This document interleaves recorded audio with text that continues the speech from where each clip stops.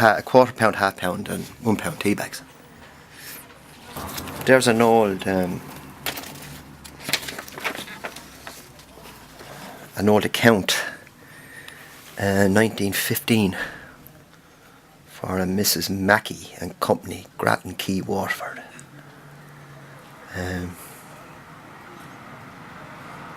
For the pricely sum of £128.59.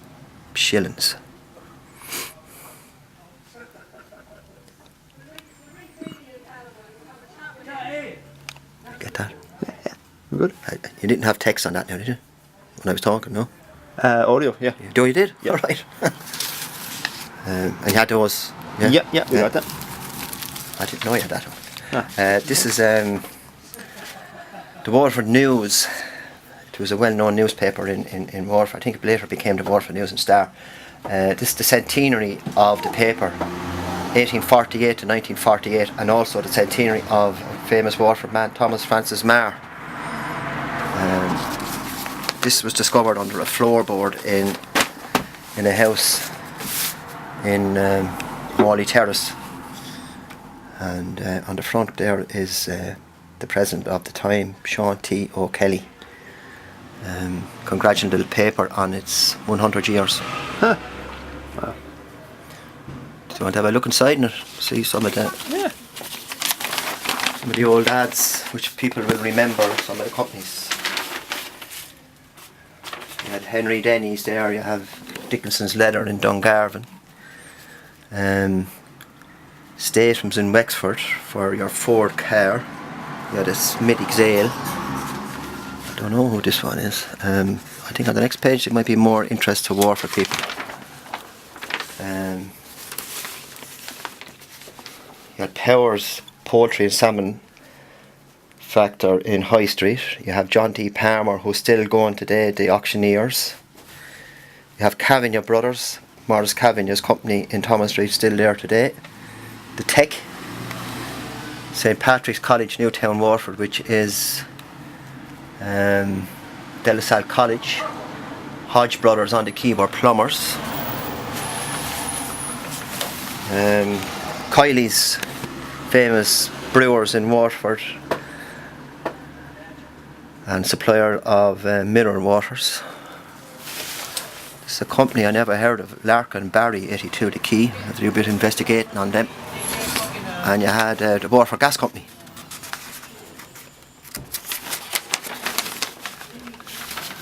Not to be left out, we have Waterford Crystal.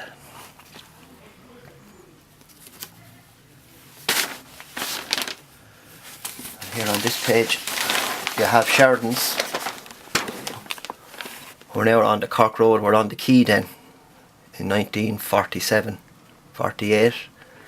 Magners, famous for their cider.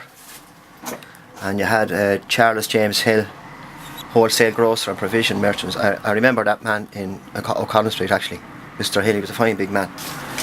Irish tanners in Portlaw, where my father used to get the leather and rubber from. Graves's, builders providers. John Elward. Yeah. And Sure Valley Optical Company, you buy your glasses. Can I keep going? Yeah, very good. This is brilliant. Again, people of Waterford remember George White's in O'Connell Street. They were probably one of the biggest chemist shops in the southeast in their time. The US Army stores, still there in John Street, Southern Refrigeration. Jaffora Orange was owned by Sullivan's, who owned the Lux Hotel in Tramore. Another famous bottlers of large stouts in Waterford. And a lot more there, as you can see. That page there, I think, is a bit of a tribute to the Waterford IRA. And you also have the Ursuline Convent in Waterford. And the Granville Hotel, which is still here to this day, thriving, I believe. So that's an interesting piece, isn't it? Where were they? Bridge Street? Bridge Street, yeah. Telephone number was 246. Someone buying shares in Kilmeaden and Mr. P.J. Griffin.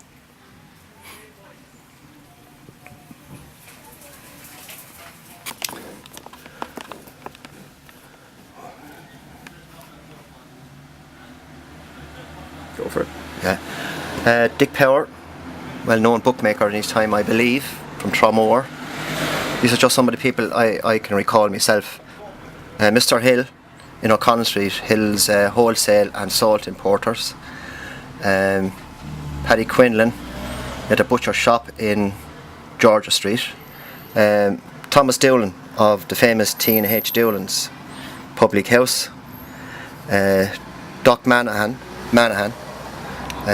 Des Manahan's father, I believe.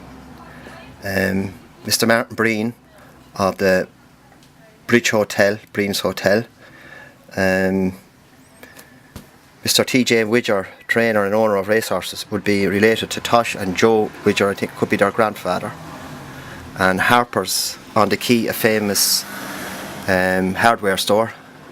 And Neil McCann of the fruit people, McCann's Fruit, and the Shipsies from Dunmore, and the Joneses. Where are the Shipsies now, sir? There's the Shipsies there. Yeah, and Alderman William Jones, famous political family here in town. A lot of them have been mayors of the corporation in their time. And Mr. Fox, who was a chemist, I believe, in Tramore. That's about all I know of these guys, Keith. Nice picture though, taken in 1933.